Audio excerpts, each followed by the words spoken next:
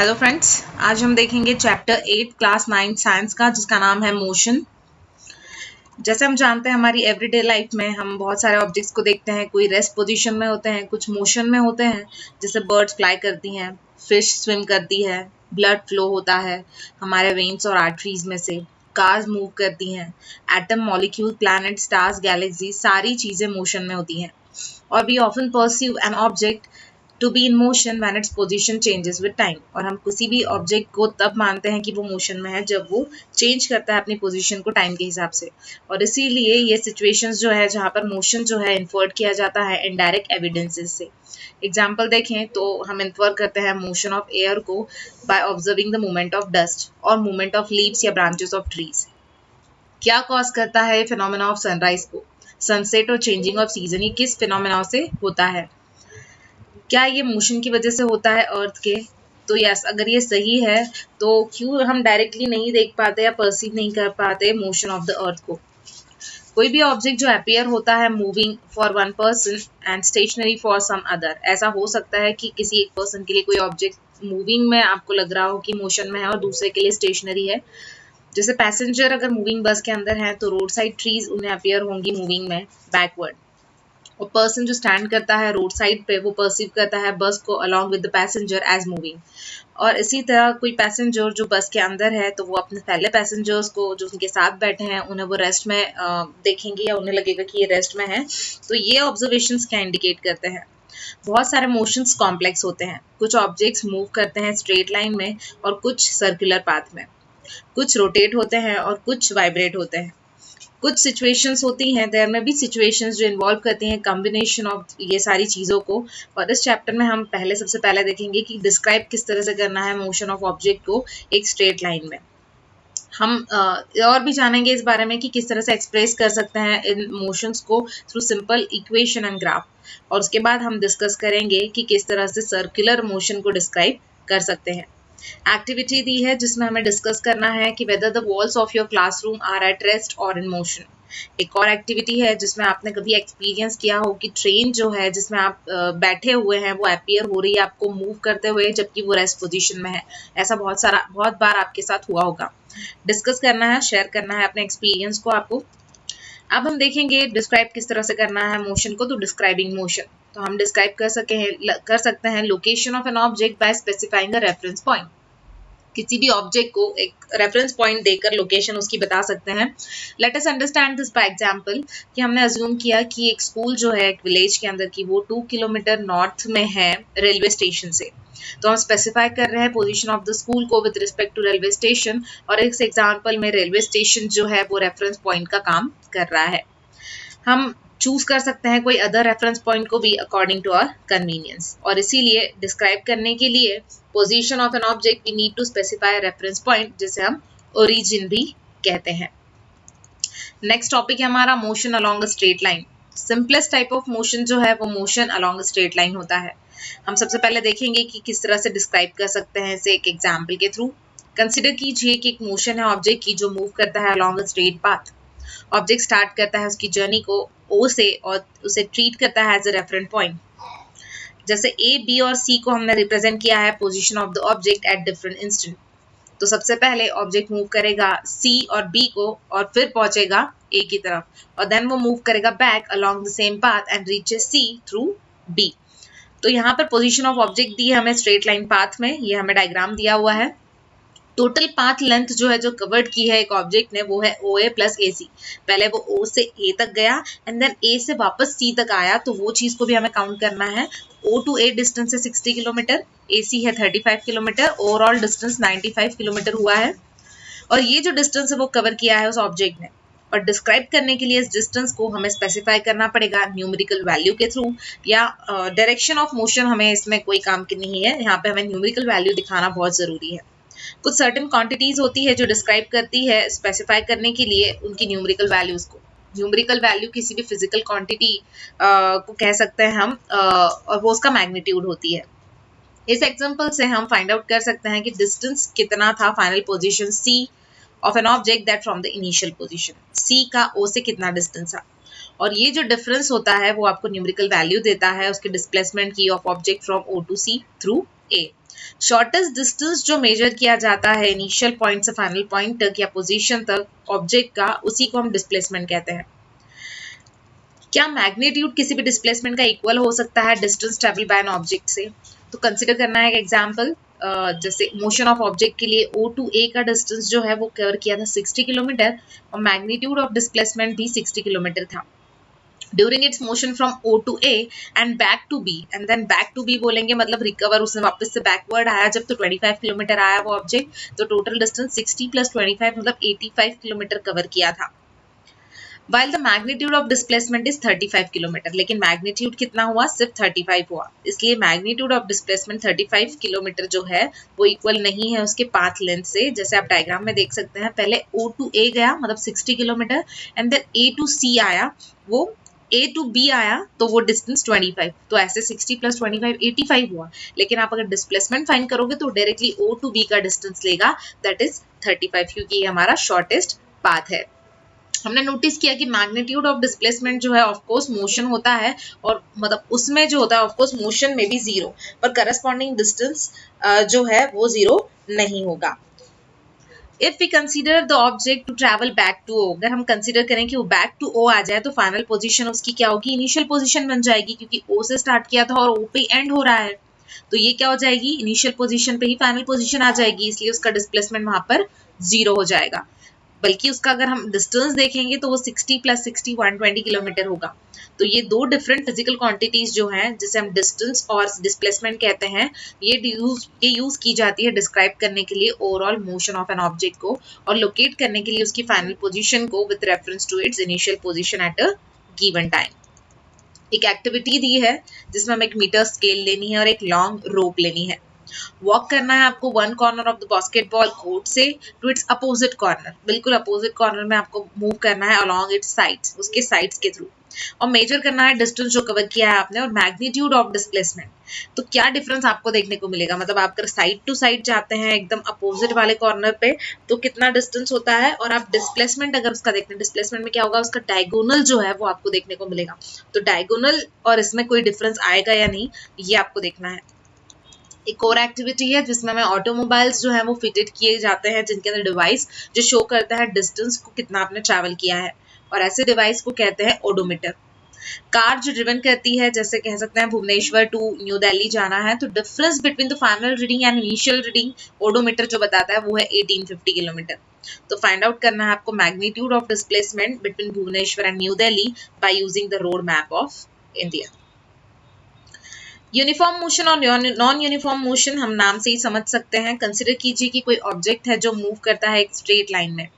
Let it travel 50 kilometre in first hour, पहले घंटे में वो 50 किलोमीटर चल रहा है, अगले दूसरे घंटे में भी 50 किलोमीटर, उसके बाद भी 50 किलोमीटर, मतलब वो हर घंटे में 50 किलोमीटर चल रहा है। तो इस केस में ऑब्जेक्ट जो है वो कवर कर रहा है 50 किलोमीटर इन ईच आवर। तो ऐसे में हम कह सकते हैं कि ऑब्जेक्ट कवर कर रहा है इक्वल डिस्टेंस को इक्वल इंटरवल ऑफ टाइम में, और इसीलिए हम इसे यूनिफॉर्म मोशन कहेंगे। जो टाइम ट्रैवल किया जाता है इस मोशन में वो स्मॉल और बिग हो सकता है। हमारी डे टू डे लाइफ में जैसे हम बहुत सारे मोशंस के एग्जांपल्स हमारे आसपास रहते हैं, और जो ऑब्जेक्ट कवर करता है अनइक्वल डिस्टेंसेस को इक्वल इंटरवल ऑफ टाइम में। फॉर एग्जांपल अगर कार मूव कर रही है क्राउडेड स्ट्रीट में या पर्सन जॉगिंग कर रहा है पार्क में, तो ये कुछ एग्जांपल्स है जो नॉन यूनिफॉर्म मोशन को शो करते हैं।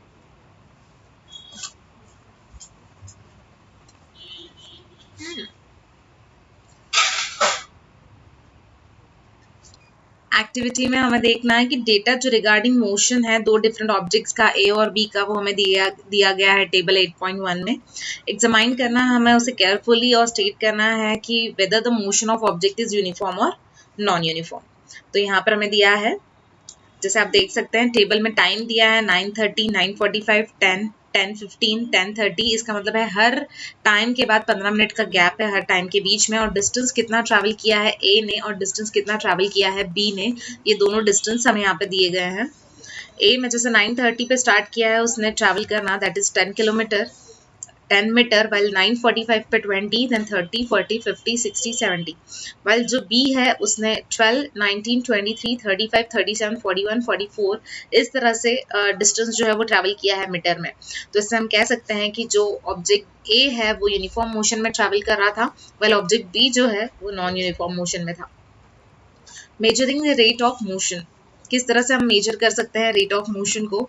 जैसे हमें यहाँ पर एक स्कोर बोर्ड दिया हुआ है क्रिकेट मैच का, एक यहाँ पर हमें पिक्चर दिया गया है जिसमें हमें दिखाया गया है कि बॉलिंग स्पीड जो है इन किलोमीटर पर आवर किस तरह से है। पहले 140, देन 143, 135, 145, इस तरह से, मतलब ये चीज़ यूनिफॉर्म नहीं है। एक और डायग्राम है जिसमें हमें स्पीड लिमिट दी हुई है उस रोड के ऊपर की, जिसमें दिखा है कार की स्पीड जो है 50 किलोमीटर पर आवर होनी चाहिए, वेल जो लगेज वाली गाड़ियां होती हैं जिसमें सामान रखा जाता है 40 किलोमीटर पर आवर उसकी स्पीड होनी चाहिए। तो ये सिचुएशंस जो हमें ऊपर दी गई हैं, जैसे बॉलिंग स्पीड जो है 143 kilometre per hour, figure 8.2a में दूसरा दिया है हमें, उसका मतलब क्या है और अंडरस्टैंड क्या कर सकते हैं हम। साइन बोर्ड जो हमें दिया है सेकंड डायग्राम में, उसमें क्या शो कर रहे हैं। तो सेकंड वाला जो डायग्राम है उसमें ये बताया गया है कि डिफरेंट ऑब्जेक्ट्स जो है उन्हें डिफरेंट अमाउंट ऑफ टाइम लगता है किसी भी पर्टिकुलर डिस्टेंस को कवर करने के लिए। कुछ उसमें से फास्ट मूव करते हैं, कुछ स्लो मूव करते हैं। रेट जिससे ऑब्जेक्ट जो है मूव करता है वो डिफरेंट होता है। अल्सो डिफरेंट ऑब्जेक्ट्स जो है वो मूव करते हैं सेम रेट से।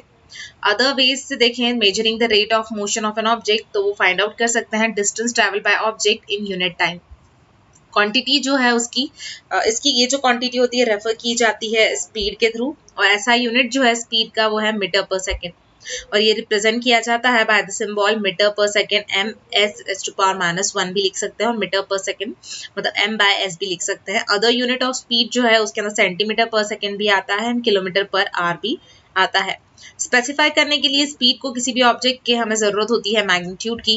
स्पीड किसी भी ऑब्जेक्ट की नीड नॉट बी कांस्टेंट, है ना, हमें किसी भी ऑब्जेक्ट की स्पीड जो है कांस्टेंट नहीं रहती। बहुत सारे केसेस में ऑब्जेक्ट्स जो है वो नॉन यूनिफॉर्म मोशन में रहते हैं, और इसीलिए हम डिस्क्राइब करते हैं कि रेट ऑफ मोशन ऐसे ऑब्जेक्ट्स का in terms of their average speed. Average speed किसी भी ऑब्जेक्ट की ऑब्टेन की जाती है by dividing the total distance travel by the total time taken. इसका फॉर्मूला अगर हम देखें तो वो है average speed is equal to total distance travel upon total time taken. अगर ऑब्जेक्ट ट्रैवल करता है कुछ distance suppose s in time t, then speed v is equal to s by t। ये हमारा फॉर्मूला है, इसे आपको याद रखना होगा। अब हम अंडरस्टैंड करेंगे इससे कुछ एग्जांपल्स के थ्रू कि एक कार ट्रैवल करती है एक डिस्टेंस को, सपोज 100 किलोमीटर के डिस्टेंस को 2 आवर्स के अंदर। तो इससे ये साबित होता है कि उसकी एवरेज स्पीड क्या है, 50 किलोमीटर पर आवर है। Car might not have travel 50 kilometre per hour, उसने हर टाइम जो हर समय 50 किलोमीटर पर आवर की स्पीड से नहीं चलाया होगा, कभी बहुत फास्ट भी चलाया होगा, कभी स्लो भी, बट अगर एवरेज टाइम निकालेंगे तो 50 किलोमीटर पर आवर उसका एवरेज टाइम आएगा। एक ऑब्जेक्ट है जो ट्रैवल करता है 16 metre in 4 second and then another 16 metre in 2 second, तो उसका एवरेज स्पीड क्या होगा। तो हमें पहले दोनों डिस्टेंस को ट्रैवल जो जितना डिस्टेंस है उसे ऐड कर लेना है, दैट इज 32। टोटल टाइम लगेगा 4 second plus 2 second, that is 6 seconds, and then divide that. मतलब हम क्या करेंगे, एवरेज स्पीड के लिए 32/6 दैट इज 5.33 हमारा मीटर पर सेकेंड, ये क्या आ जाएगा, एवरेज स्पीड आ जाएगा उस ऑब्जेक्ट का। अब हम देखेंगे स्पीड विद डायरेक्शन। तो रेट ऑफ मोशन किसी भी ऑब्जेक्ट का बहुत ही कॉम्प्रेहेंसिव हो सकता है अगर स्पेसिफाई करें उसकी डायरेक्शन को, डायरेक्शन ऑफ मोशन को उसकी स्पीड के साथ। क्वांटिटी जो स्पेसिफाई करती है बोथ ये एस्पेक्ट्स को, उन्हें वेलोसिटी कहा जाता है। वेलोसिटी एक स्पीड होती है ऑब्जेक्ट की जो मूव करती है इन अ डेफिनाइट डायरेक्शन। वेलोसिटी किसी भी ऑब्जेक्ट की यूनिफॉर्म भी हो सकती है और वेरिएबल भी हो सकती है, और ये चेंज हो सकती है by changing the object speed, direction of motion और बोथ। जब ऑब्जेक्ट मूव करता है एक स्ट्रेट लाइन में वेरिएबल स्पीड पे, तो हम एक्सप्रेस करते हैं उसके मैग्नीट्यूड को, उसके magnitude of its rate of motion in terms of average velocity, और ये कैलकुलेट की जाती है in same way as we calculate average speed. In case of velocity of object जब चेंज होता है एट यूनिफॉर्म रेट, तो एवरेज वेलोसिटी जो है उसे हम अरिथमेटिक मीन के थ्रू गिवन करते हैं of initial velocity and final velocity of a given period of time, और उसका फॉर्मूला है average velocity is equal to initial velocity plus final velocity upon 2। Mathematically हम लिखेंगे तो VAV मतलब velocity, average velocity is equal to U plus V upon 2, जहां पर VAV is the average velocity and U is the initial velocity while V is the final velocity of the object. Speed और velocity के same units होते हैं, that is metre per second. Activity में हमें measure करना है time को it takes you to walk from your house to bus stop. आपके घर से बस स्टॉप तक जाने के लिए या स्कूल तक जाने के लिए आपको कितना टाइम लगता है। अगर आप कंसिडर करेंगे average walking speed 4 kilometre per hour, तो आप एस्टिमेट कर सकते हैं डिस्टेंस को बस स्टॉप या स्कूल के आपके घर से। एक्टिविटी एक और दी है जिसमें एट द टाइम जब क्लाउडी होता है तो फ्रीक्वेंट थंडर या लाइटनिंग आपको देखने को मिलती है और साउंड ऑफ थंडर जो है उसे कुछ समय लगता है आप तक पहुंचने के लिए एज कम्पेयर टू लाइटनिंग। तो आप आंसर कर सकते हैं क्यों ऐसा होता है, बिकॉज लाइट की जो स्पीड है वो साउंड की स्पीड से बहुत ज्यादा है। मेजर कर सकते हैं टाइम इंटरवल को यूजिंग डिजिटल रिस्ट वॉच या स्टॉप वॉच। कैलकुलेट कर सकते हैं distance of the nearest point of lightning को। स्पीड ऑफ साउंड अगर एयर में देखेंगे तो वो है 346 मीटर पर सेकेंड। एग्जाम्पल में एक ओडोमीटर दिया है कार का जो रीड करता है 2000 kilometre at the start of a trip and 2400 kilometre at the end of the trip. अगर ट्रिप को 8 घंटे लगते हैं तो एवरेज स्पीड कैलकुलेट करनी है। डिस्टेंस कितना कवर किया है 2400 माइनस 2000 मतलब 400 किलोमीटर चली है गाड़ी और 400 चलने के लिए 8 घंटे लगे हैं। तो आप इसे डिवाइड कर दीजिए, that is 50 kilometre per hour उसकी एवरेज स्पीड होगी।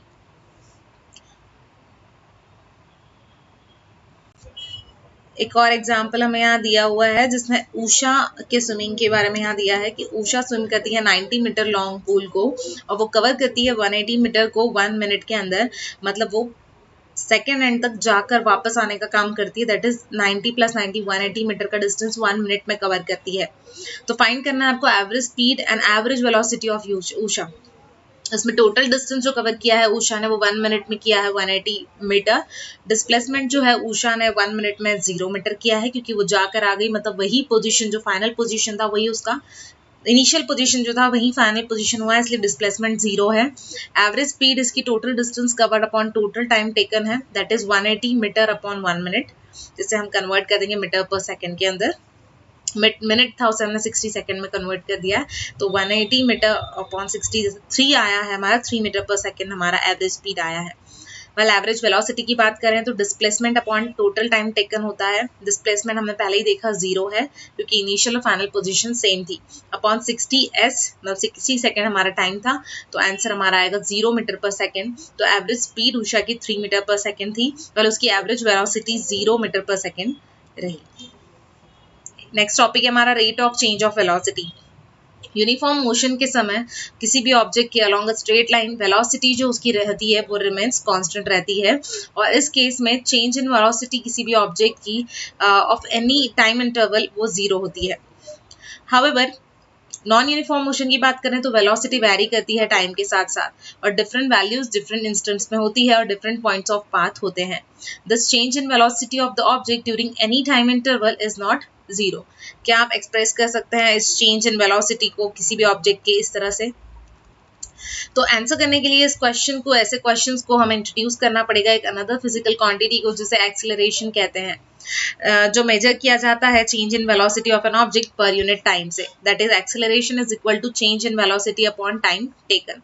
अगर वेलोसिटी किसी भी ऑब्जेक्ट की चेंज होती है from an initial value u to final value v in time t, तो एक्सेलरेशन a को हम डिनोट करेंगे या शो करेंगे as a is equal to v minus u upon t। और ये काइंड ऑफ मोशन जो है इसे एक्सेलरेटेड मोशन कहते हैं।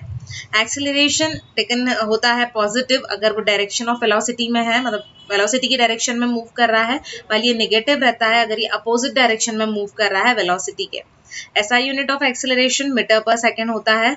अगर एक ऑब्जेक्ट ट्रैवल करता है एक स्ट्रेट लाइन में और उसकी वेलोसिटी इंक्रीज या डिक्रीज हो रही है equal amount of equal interval of time में, तो एक्सेलरेशन ऑफ ऑब्जेक्ट जो है उसे हम यूनिफॉर्म कहेंगे। Motion of a freely falling body, ये एग्जाम्पल है यूनिफॉर्मली एक्सेलरेटेड मोशन का। इसी के अपोजिट अगर हम देखें, on the other hand object जो ट्रैवल करता है नॉन यूनिफॉर्म एक्सेलरेशन के साथ, अगर उसकी वेलोसिटी चेंज होती है at non uniform rate. For example अगर कार ट्रैवलिंग कर रही है अलॉन्ग अ स्ट्रेट रोड और इंक्रीज करती है उसकी स्पीड को by unequal amount of equal interval of time, तो वो कार को हम कहेंगे कि वो मूव कर रही है नॉन यूनिफॉर्म एक्सेलरेशन के थ्रू। एक्टिविटी दी है जिसमें हमें एवरीडे लाइफ में हमारे बहुत सारे हम फेस करते हैं ऐसे रेंज ऑफ मोशंस को, जिसमें एक्सेलरेशन जो है is in the direction of motion होता है, किसी में acceleration against the direction of motion होता है, किसी में एक्सेलरेशन यूनिफॉर्म होता है वाइल किसी में नॉन यूनिफॉर्म होता है। तो आपको कुछ एग्जाम्पल्स आइडेंटिफाई करने हैं और इन सब टाइप्स के एक एक एग्जाम्पल आपको राइट डाउन करना है। एक एग्जाम्पल हमें यहाँ दिया है 8.4 में, जिसमें starting from stationary position Rahul ने पैडल करना शुरू किया उसकी बाइसिकल को और अटेन की वेलोसिटी 6 मीटर पर सेकेंड की 30 सेकेंड्स के अंदर। देन उन्हें अप्लाई किया ब्रेक को such that velocity of bicycle जो थी वो 4 हो गई। नेक्स्ट 5 सेकेंड के अंदर आपको एक्सेलरेशन कैलकुलेट करना है बाइसिकल का दोनों केसेस में। तो हम सबसे पहले हमें जो गिवन है वो लिखते हैं। फर्स्ट केस में देखें इनिशियल वेलोसिटी 0 थी, फाइनल 6 मीटर पर सेकेंड हुई, टाइम उसे 30 सेकेंड लगा। इक्वेशन इससे बनेगा हमारा acceleration is equal to v minus u upon t. Substitute करना है वैल्यू, v की वैल्यू 6 है, u की 0 है अपॉन 30, तो 6 और 30 हमारा आया दैट इज 0.2। ये हमारा एक्सेलरेशन आया 0.2 metre per second. Second case में अगर देखें तो इनिशियल वेलोसिटी 6 थी और उसके बाद 5 सेकेंड में उसने अपनी स्पीड को कम कर दिया, that is 4 metre per second कर दिया है 5 सेकेंड के अंदर। तो ए जो है हमारा 4 माइनस 6 अपॉन 5 है, ये आएगा हमारा answer minus 0.4 metre per second और मीटर पर सेकेंड स्क्वायर। तो एक्सेलरेशन जो होगा वो बाइसिकल का फर्स्ट केस में देखें तो 0.2 मीटर पर सेकेंड स्क्वायर होगा और सेकेंड केस में देखें तो वो minus 0.4 metre per second square होगा। तो फ्रेंड्स इस तरह से हमने इस चैप्टर को, आधे चैप्टर को यहाँ कंप्लीट किया है। फर्दर चैप्टर के लिए मेरा अगला वीडियो आपको देखना होगा। अगर आपको मेरा वीडियो पसंद आया तो प्लीज़ मेरे चैनल को सब्सक्राइब करें और मेरे वीडियो को लाइक करें। Thank you so much.